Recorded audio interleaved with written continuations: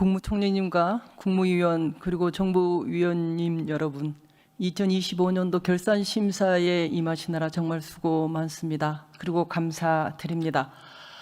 저는 전 정부에서 집행한 예산에 문제가 있다라고 보여지는 부분에 대해서 먼저 간단하게 짚고 질문을 이어가도록 하겠습니다. 먼저 총리님께 질의 드리도록 하겠습니다. 네, 위원님. 네, 감사원장님도 이 자리에 계시면 함께 귀를 기울여 주시면 감사하겠습니다. 네. 총리님, 중소벤처기업부 홍대 글로벌 창업 허브 사업 잘 알고 계시죠? 네, 작년에 여러 가지 지적 주셔서 국감 때 지적하신 부분들 잘 신경 써서 오픈하는데 문제가 없도록 잘 봤습니다. 그런데 그 이전에 2025년도 사업을 편성하는 과정에서의 합리적이지 못했던 부분, 국정감사 할 때도 예산할 때도 지적을 했었고, 또 당시 장관님께서 살펴보겠다고 했는데 아직까지 이렇다 할 조치가 없어서 다시 한 번 더 짚어보려고 합니다. 이 사업은 K-스타트 허브라는 이름으로 바뀌었고 또 지금은 SVC 서울이라는 명칭으로 불리고 있는 그런 사업입니다. 정말 잘 돼야 되는 사업이라고 저는 생각을 합니다만, 홍대 글로벌 창업 허브 이것을 준비하는 과정은 이거는 대단히 문제가 있었다고 저는 봅니다. 윤석열 정부의 대표적인 예산 비리 사업이라고 지적한 바도 있습니다. 글로벌 창업 허브를 만들겠다는 명목하에 아직 완공도 되지 않는 신축 건물을 전부 임차하기로 계약을 맺고 해당 건물의 실소유주인 이지스 자산운용에는 6년간 844억 원에 달하는 고액 임차료와 관리비를 주기로 했기 때문입니다. 그뿐만이 아니죠. 이때 이 건물주는 이지스 자산운용이 중기부가 이 건물을 앞으로 6년 동안 임대하기로 했으니 월세 수입이 안정적이다라는 그런 이유를 들어서 새마을금고로부터 1,320억 원의 주택담보 대출을 받았습니다. 2025년도 예산안에 보면 중기부와 기재부는 844억 원의 고액 임차료를 숨기기 위해서 비정상적인 방식으로 예산안 라벨 가리를 했습니다. 글로벌 창업 허브 구축 사업 예산으로 편성해야 할 것을 건물 임차료를 그 부분과는 완전히 따로 떼어서 창업 사업화 지원 사업 예산으로 해놓은 것입니다. 예산서 어디에도 글로벌 창업 허브라고 하는 허브 예산의 임차료는 기재되어 있지 않습니다. 국가재정법 제45조에 보면 각 중앙관세장은 세출 예산이 정한 목적 외의 경비를 사용할 수 없다. 예산의 목적 외 사용 금지 조항이 있습니다. 따라서 글로벌 창업 허브 건물 임차료를 사업 목적이 전혀 다른 창업 사업화 지원 예산으로 그렇게 한 것은 예산 목적 외 사용에 해당하는 것입니다. 총리님, 이거는 국가재정법 위반이라고 생각하는데 어떻게 생각하십니까? 작년에도 설명을 드렸고 이 부분들이 스타트업들 관련된 부분에 창업 지원 사업들로도 굉장히 많은 부분 중요한 시설이었고, 물론 의원님 말씀 주신 것처럼 좀 과도한 예산과 그리고 좀 준비 과정 중에 좀 과도했다는 부분들은 작년에도 이미 말씀드려서 그 과도한 것이 단순하게 과도했다라고 넘길 기에는 석연치 않은 구석들이 더 있습니다. 왜냐하면은 다른 제가 그렇게 말씀을 하시고 아무런 조치를 하지 않아서 이번에 제가 다시 2010년도부터 최근에까지 이와 유사한 사례가 있는지를 살펴봤는데 전혀 없습니다. 전혀 없고 오직 홍대 글로벌 창업 허브만이 유일한 이런 사례가 되어 있는데, 다른 사업들 같은 경우는 모두 건물 리모델링 사업과 월 임차료를 본 사업 예산에 편성을 해서 같이 이렇게 되어 있는데 유독 이 사업만 그렇게 되었다는 것입니다. 그래서 이 부분에 대해서는 특정 감사가 필요하다고 생각하는데요. 김호철 감사원장님, 홍대 글로벌 창업 허브는 홍대 더 코너 또는 홍대 코너 136이라는 건물이 전부 임차해서 진행하는 그런 사업입니다. 여기 감사원에서도 지금 현재 살펴보고 있는 것으로 알고 있고요. 저희가 이지스 이 건물주인 이지스 자산운용에 대해서 좀 더 의혹을 갖고 있는 것은 여기에 임원에 김광욱 전 대전고검장이 있습니다. 누구신지 아시죠? 잘 모르시나요? 네. 윤석열 전 대통령의 서울대 법대 선배이고 윤석열 검찰총장 시절에 추미애 법무부 장관한테 직무정지 처분을 받았을 때 추미애 장관을 규탄하는 성명을 냈던 분이기도 합니다. 이분이 공교롭게도 보면 이 글로벌 창업 허브를 결정했었던 KDI의 100곳 중에서 3곳을 선정하는데 마지막에 3곳 중에 2곳은 월 임대료가 60억이었고 지금 이렇게 선정된 이지스 자산운용 이 건물은 100억이었습니다. 그것을 선정했었던 장관이 오영주 장관이었습니다.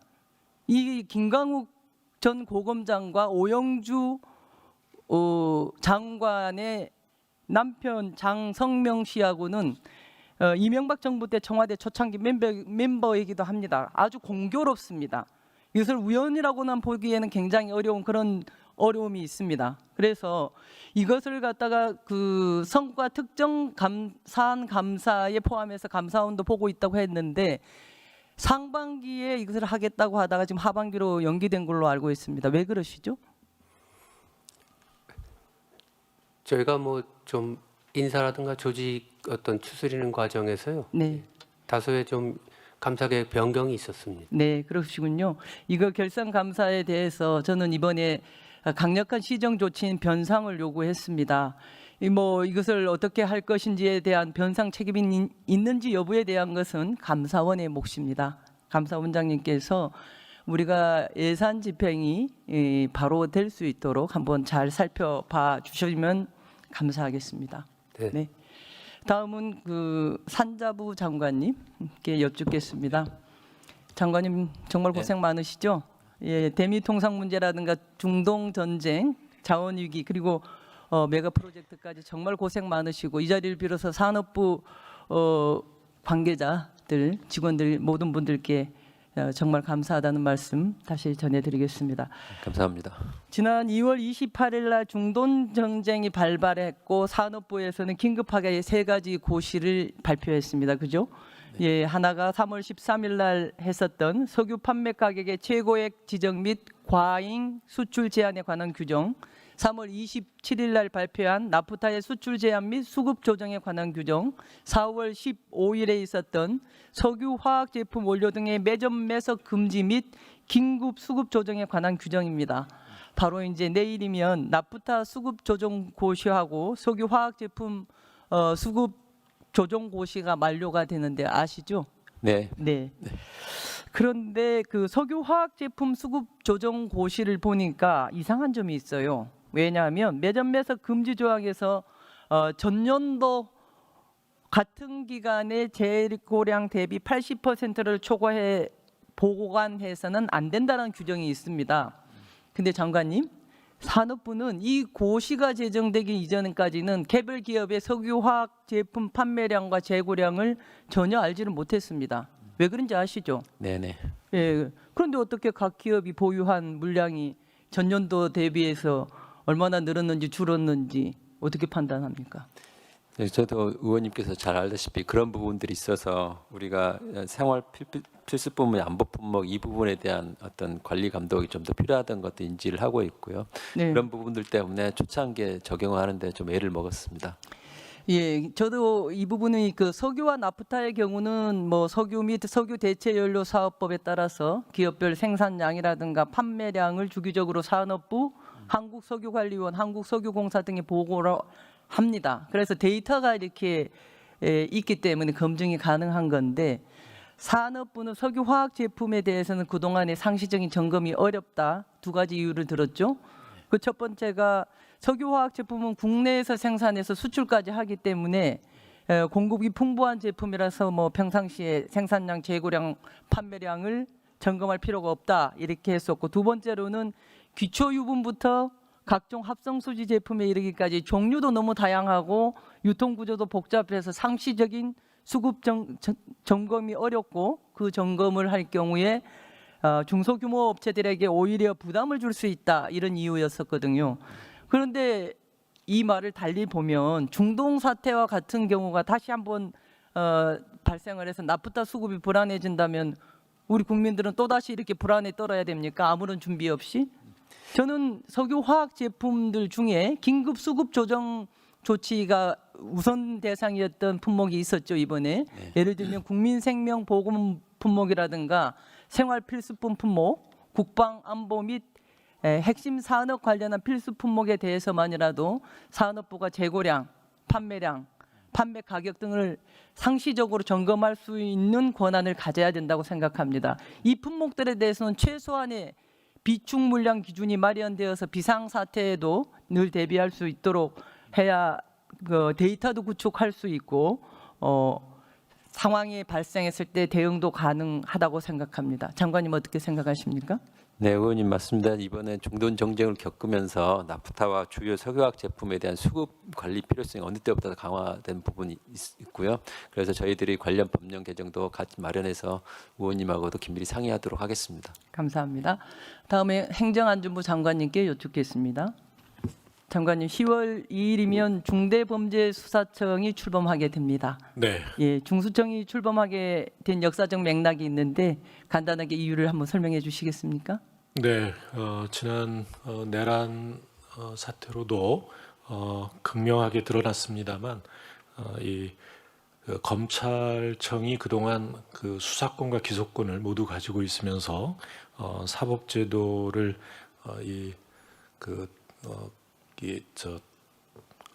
특정 세력의 그런 그 정치적인 목적을 위해서 그 마음대로 써왔던 것들이 다 드러났고요. 그리고 심지어 이제 헌정 제도를 문란하는 지경에까지 이르면서 이 수사권과 기소권을 분리시켜야 된다는 그런 네. 국민적인 여론이 바탕이 돼서 검찰 개혁 방안의 하나로 중수청이 출범하게 된 것으로 알고 있습니다. 네, 잘 말씀해 주셨고요. 중수청이 기존의 검찰 조직과는 다른 독립적인 수사기관으로 자리 잡는 게 매우 중요하다고 저는 생각합니다. 네, 그런데 입법 예고하신 중대범죄수사청 수사관 임용령을 이렇게 보니까 네, 검사의 경력과 보직 등을 고려해서 1급부터 4급까지 핵심 간부로 임용할 수 있도록 규정이 되어 있습니다. 네, 예. 지검장급이 1급, 차장부장급이 2급, 법조경력 10년 이상 검사는 3급, 10년 미만은 검사는 4급 이렇게 되어 있는데 결국 중수청 출범과 동시에 고위직 검사들이 1급에서 4급까지 고위수사관으로 들어올 수 있는 그런 구조입니다. 현재 임용령대로 한다면 고위 간부의 100%를 검사 출신으로 충원도 가능합니다. 이래서 되겠습니까? 100%를 채워야 한다는 그런 규정은 조항은 없습니다. 물론 그렇게 할 것도 고위공직자 아니고요. 네, 수사를 위하여서 출범한 그 공수처의 경우는 검사 출신의 조직 장악을 막기 위해서 명시적인 제한 규정이 있습니다. 공수처법 제8조 1항을 보면 검사직에 있었던 사람은 수사검사 정원의 2분의 1을 넘을 수 없다. 즉 50%를 넘지 못하도록 상한을 두었습니다. 중수청의 1급에서 4급 수사관이 출범할 때 수사를 지휘하고 조직의 문화를 만들어가는 핵심 간부직 아니겠습니까? 네. 근데 출범 초기에 이분들이 검사 출신들이 장악하게 된다면 이후에 검찰이라든가 경찰이라든가 변호사라든가 공인중개사 등 다른 직역의 수사관들이 들어오더라도 이미 형성된 조직 문화, 인사구조 바꾸기 좀 어렵겠다. 저는 그렇게 생각합니다.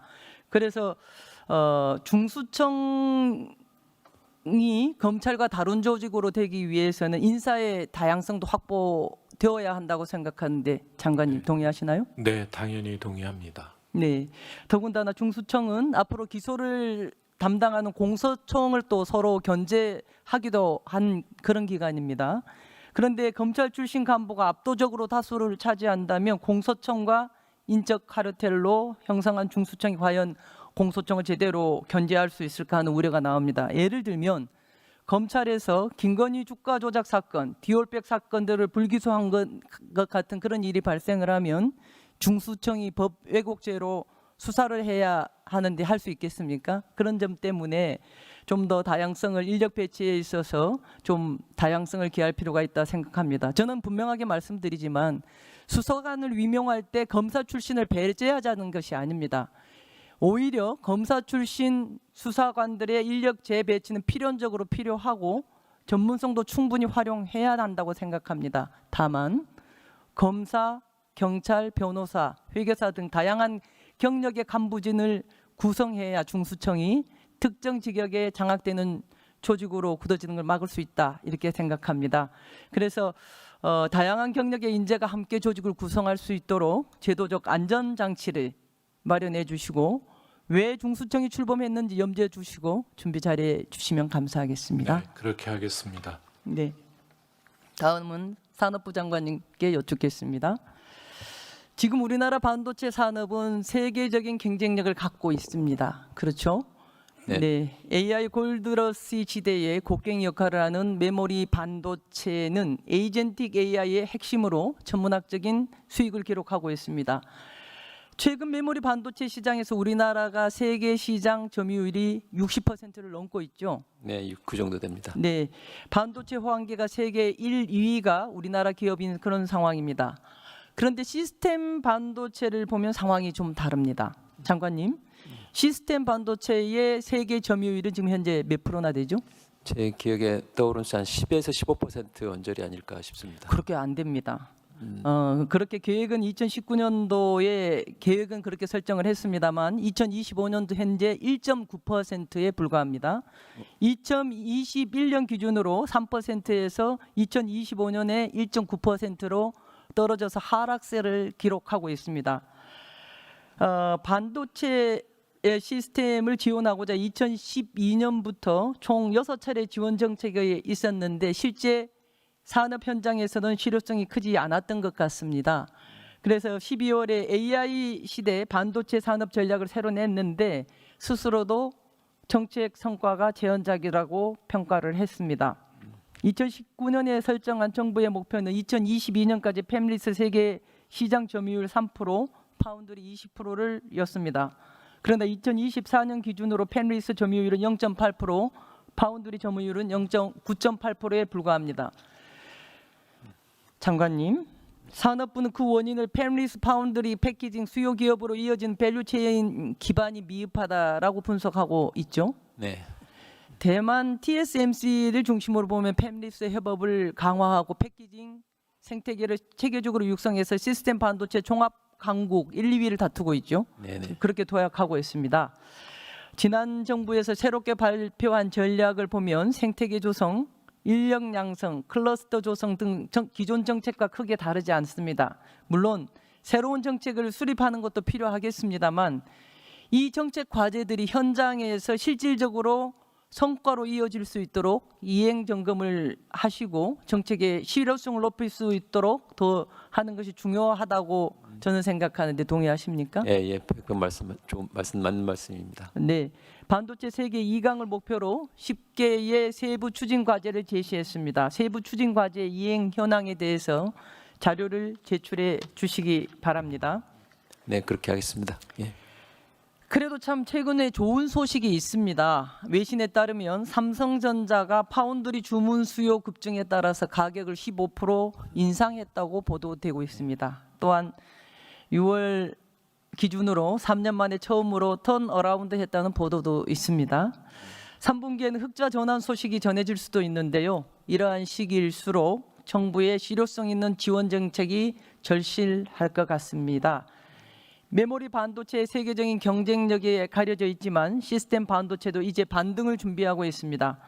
정부는 14년째 6차례나 지원 정책을 내놨지만 팹리스와 파운드리 시장 점유율은 목표에 크게 미치지 못했고 산업부 스스로도 기존 정책의 성과에 제한적이었다고 평가했습니다. 이제는 정책 실패의 원인을 냉정하게 평가하시고 정책이 현장에서 실질적인 성과로 이어질 수 있도록 이행 점검도 잘 해주시고 그것을 토대로 산업 생태계에 필요한 지원 체계를 마련해 주시면 좋겠습니다. 네, 그렇게 메모리 하겠습니다. 초격차를 지키는 동시에 시스템 반도체 경쟁력을 반전시킬 수 있는 실효성 있는 대책을 마련해 주시기 바랍니다. 네, 그렇게 하겠습니다. 다음은 송미령 장관님께 질문드리겠습니다. 예, 의원님. 예, 기본소득 우리가 17개 지금 시군구 실행하고 있고 그 현장에서 잘 진행되고 있는지 보시기 예. 위해서 우리 곡성도 방문해 주시고 정말 열심히 챙겨주셔서 네. 대단히 네, 감사합니다. 의원님. 기본소득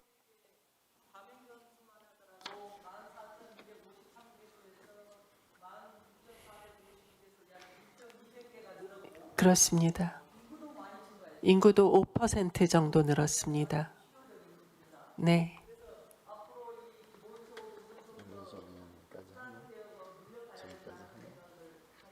예.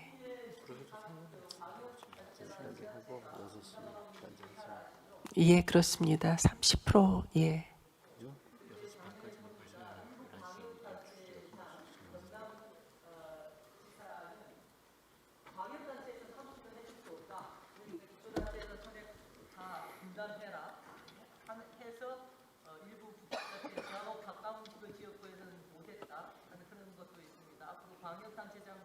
네. 네. 예, 의원님 잘 챙기도록 하겠습니다. 네.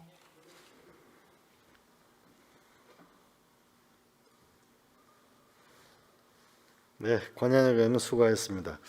잠깐 의원님들 우리 이모선 의원님이 대기 중인데 이모선 의원님까지 하고 쉬실까요? 아니면